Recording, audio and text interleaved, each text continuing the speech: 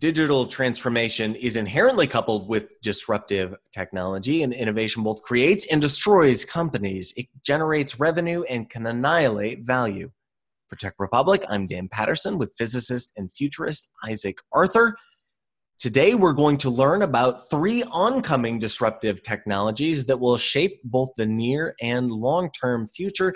Isaac, thanks a lot for chatting with us today. I wonder if we could start with artificial intelligence, machine learning, and big data. We hear about this all the time. We hear about AI in the context of cybersecurity, in the context of convenience, and in how we work. But if we zoom out a little bit, artificial intelligence is advancing rapidly. There are massive investments in the industry. So how could AI and machine learning change and really disrupt the future? Well, it's probably the first sector it's likely to hit biggest at the personal level, in the way the personal computer or smartphone did, would probably be with assistants. You'd have something that was speech to text and had a similar profile to a chatbot, only a little bit better than a chatbot or modern chatbots, and was able to actually parse what you're asking, so that you could just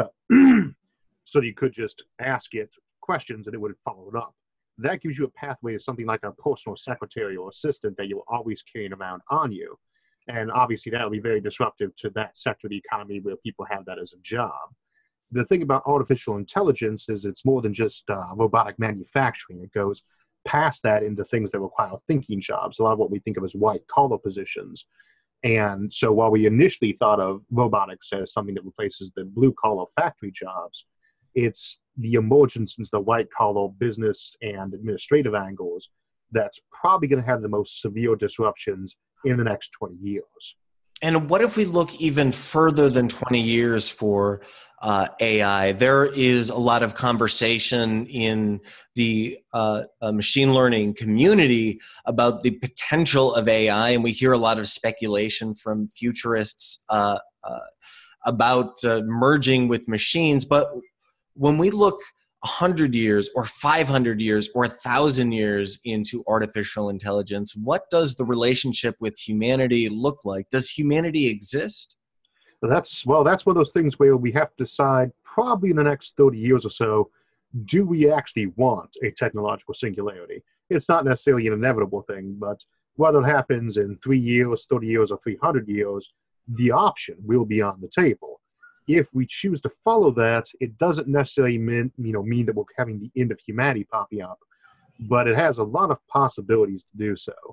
When you have an intelligence that is almost as small as a human, you have to start worrying about its rights and its motivations. It might not want to do these jobs. It might not be possible to convince it to do that without dumbing it down. But when you start going beyond the human level, you're no longer talking about something that can do a lot of work for humans. You're talking about something that's likely to have its own motivations and goals and doesn't really need humans around at that point. It can control its own machines. It can do its own thinking. And at that point, you either, as people, have to decide, do you want to become cyborgs or transhumans yourself? Do you want to get replaced and possibly turned into pets at best and slaves or extinct species at worst by the AI? Or you have to say, we're not doing this anymore. This is banned research. We're not going to pursue this beyond the human level. And when we go, we just don't know yet. People are going to have to decide probably in the next 20, 30 years. Well, to that key word there, decide, when we're talking about policy and governance, how do we start decisions today? I think, I know how we'd probably actually do it is form a bunch of committees, but I think you have to start by deciding a lot of details about personhood. You have to say, are we actually willing to create something that might be around the intelligence of humans, smarter or dumber, possibly with completely alien motivations, but of the same intelligence level? Are we wanting to consider this to be a person?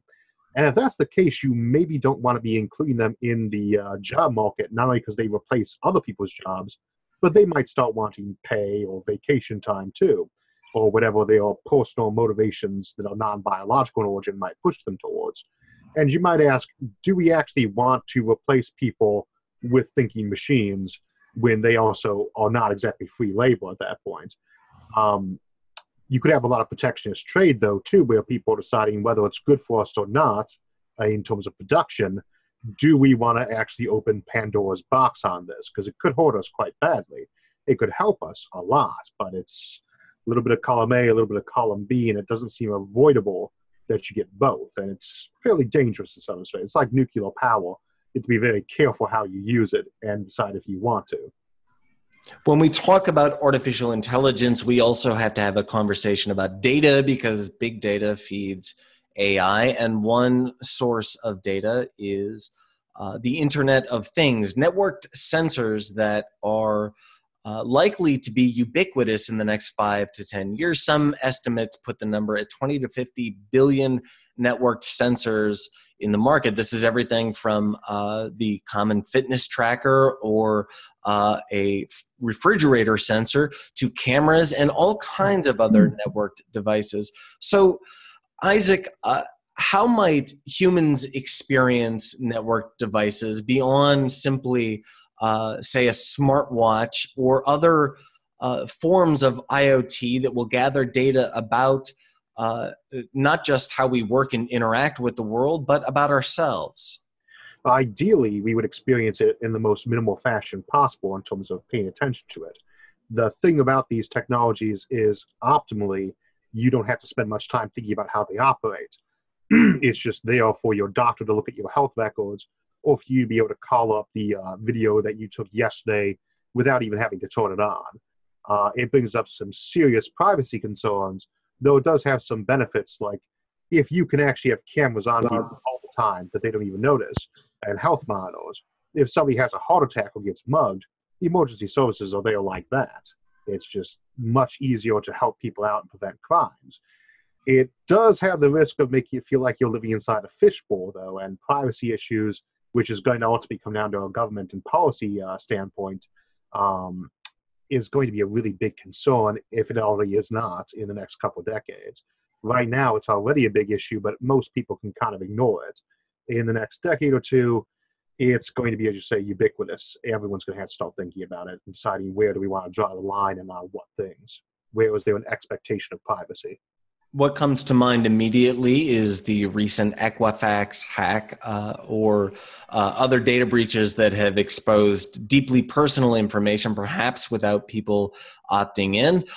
Related to IoT is also the smart home or even the smart office. We can easily imagine conveniences that make work and life more convenient, but there are other implications as well, including privacy implications. How will we have to monitor our work and life for some of those privacy concerns?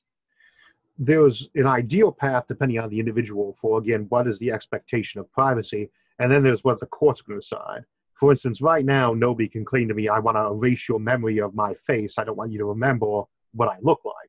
We might have the option a few years down the road where we would normally tag people that automatically, if you upload a photo, Facebook will blur someone's image out if they got don't tag me in there. That's the kind of privacy, it's kind of artificial intelligence privacy we might be able to help people out with.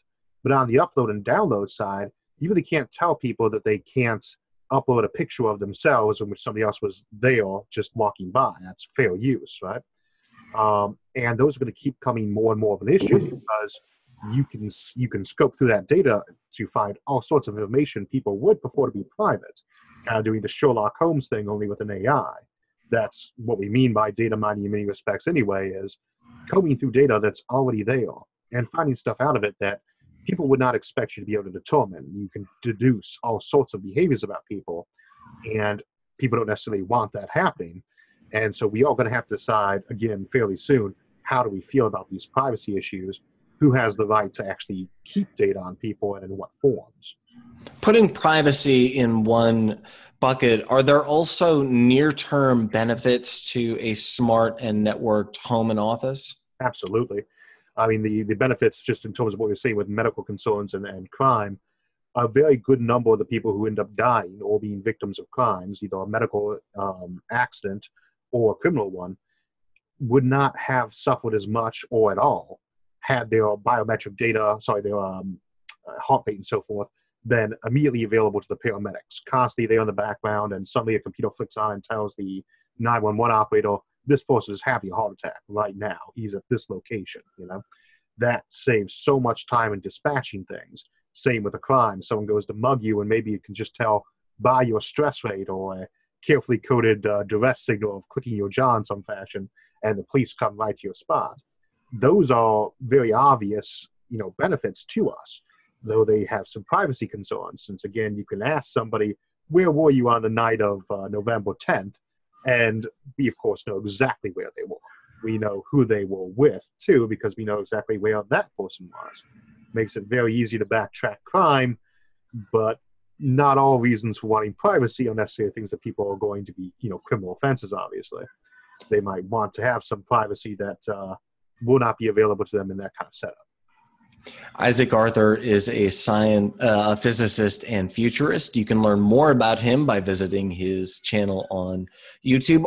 Isaac, I began this video by saying we're going to talk about 3 oncoming disruptive technologies. That was a bit of a bait and switch because there's a lot more happening, not just in the far-off future, but the oncoming, very close future as well. I wonder if you could tell us what's top of mind for you, or share a few technologies that you think have the potential to really shape business, government, and culture. Well, in terms of manufacture, 3D printing as it emerges is going to be a huge one, especially if we can step down the time and cost to produce something individually. Done enough, that could destroy the entire retail market, potentially replacing it with something better. But again, the key part of a disruptive technology, one new market replaces an old one. Self-driving cars are the same way. It might not seem like there'd be a huge impact just from replacing chauffeurs and taxi drivers, as we see with something like Uber, or even the freight costs when you don't have truckers driving around anymore. But suddenly your insurance premiums drop because you're not getting into accidents anymore. Those kind of things can just start off at the main disruption point and spread out everywhere. Even with something like fusion, people don't tend to think about it as more than just, oh, well, this gives us electric cars and cheap power. Funny thing about that is it potentially gives you the ability to produce gasoline right out of air at an exorbitant energy cost, but you don't really care at that point because now you have a portable energy source that's gasoline, but it's actually carbon negative to produce the stuff. So it's very hard to say which of these are going to hit first, but the effects of them could be huge. Things like 3D printing, self-driving cars, fusion, self-replicating machines, the entire list. Artificial intelligence we already covered. You can find more videos by Isaac Arthur, also by visiting techrepublic.com and doing a search at the top of the page. And while you're there, make sure you subscribe to Tech Republic's Next Big Thing newsletter for Tech Republic and ZDNet in New York. I'm Dan Patterson.